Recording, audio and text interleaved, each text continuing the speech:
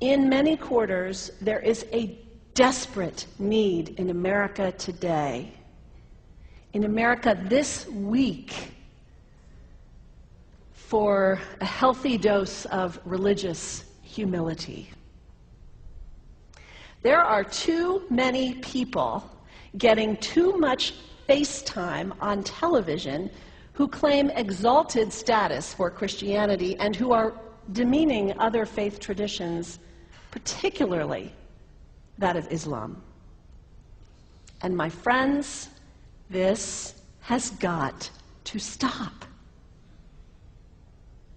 The trigger for this latest wave of intolerance is media coverage, many of you have seen it, about a plan to build a Muslim community center 2 blocks from Ground Zero.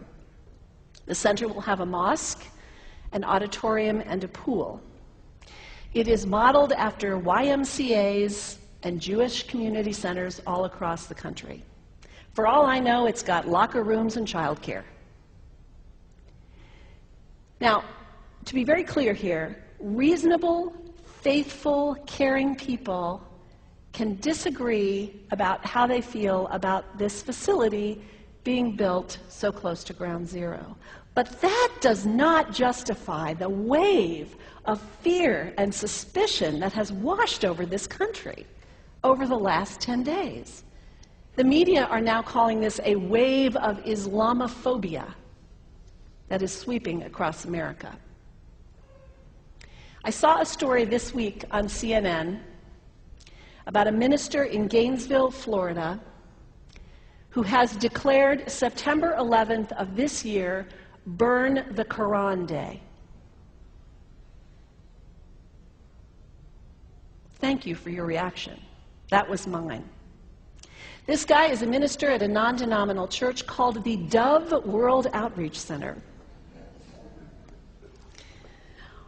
He said all kinds of disparaging, insulting, inaccurate things about Islam that I'm not going to repeat from this pulpit. His message is about hate and fear, and I can assure you there is nothing in the Gospels, there is nothing in the teaching of Jesus Christ that says anything about burning the holy texts of other traditions. It is not there. The proposed burning of the Quran is obscene.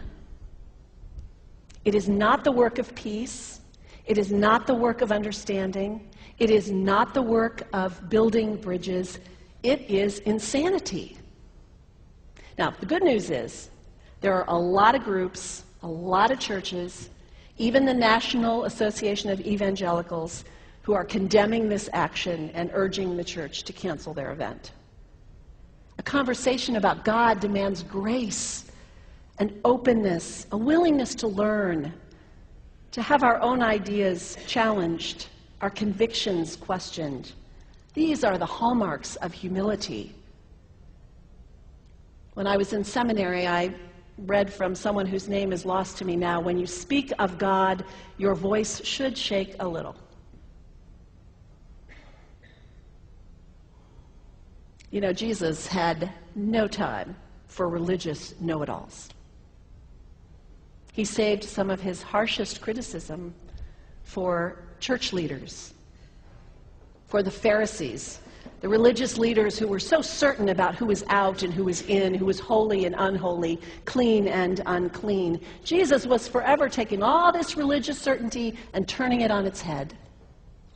And we can only imagine what Jesus would have said about Pastor Terry Jones and his Burn the Quran campaign. I think he would say, this has got to stop. Followers of Islam believe that the Quran is a collection of revelations received by the Prophet Muhammad from God about 1400 years ago. They believe that Muhammad was the last of a series of prophets and teachers and messengers that included Adam, Moses, Jesus, Abraham, all names revered by us as well. The word Islam means peaceful surrender to the will of God. The Quran was written at a time when the Muslim people were being driven from their homes, persecuted, and killed. The Old Testament was written at a time when Jewish people were being driven from their homes, persecuted, and killed. And religious scholars will tell you that most holy scriptures have stories of war and violence in them. Throughout history, most faiths have used these texts to justify violence. And if there's anyone in this room at this moment who's thinking that I've got it wrong, after church today, pull out your Bible and look up Psalm 137. And you'll see that our own text has passages that can make us uncomfortable.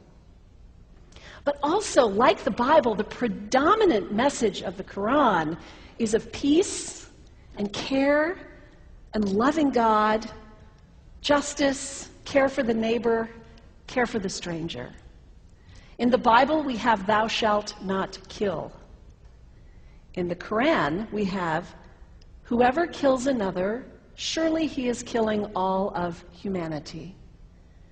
And whoever saves the life of another, surely he saves the lives of all humanity. These are words of peace, words of faith, words that could save the world if we would take them to heart. The second thing you can do, the next time someone sends you one of those emails demonizing Islam, delete it. Don't forward it. Don't participate in the stereotyping. Don't give in to your fear. It's okay to be a little afraid. We all have those emotions. Just don't give in to it. Don't sign on for it. Don't focus on this tiny group of extremists who commit acts of violence. Focus on the hundreds of millions of Muslim people in the world who are people of faith, whose priorities and concerns and families are not so different from your own. And third, when you think of Muslim people, think of individuals. Think of the professor at Ohio State. Think of the engineer at Honda. Think of the teacher at the elementary school down the street. When you think of Muslim people, remember those who died on 9/11, not the hijackers. There was only a handful of them. Remember Mohammed Sunhami Hamandi. He was born in Pakistan. He came to the United States as a small child with his parents. He played high school football. He went to college. He became a part-time ambulance driver. He died, this Muslim young man, on 9/11, trying to rescue people and save lives. When you think of Muslim people, remember Mohammed Salahuddin Cloudhurry. He was a waiter at Windows on the World, which was at the top of the World Trade Center. He died that day. His wife had their baby 2 days later. When you think of Muslim people, remember Rama Salih. She was a woman, 28 years old. Her neighbors described her as fun and outgoing and generous. And she died on American Airlines Flight 11, 7 months pregnant with her first child. Remember the founder of the Islamic Circle of North America, who worked in the World Trade Center and also died on September 11th. That same group now is giving away tens of thousands of copies of the Quran in response to the campaign about burning the Quran. In the language of their own tradition, they are spreading words of faith and peace and hope. One of the ladies at the 8:30 service this morning said to me after, maybe we should declare September 11th, buy a Quran and read some of it. It is for us to share our message of love and hope and peace, but let us do it with grace and respect, and above all, humility. God grant us, as individuals, as a nation, as Christians, the humility for this work.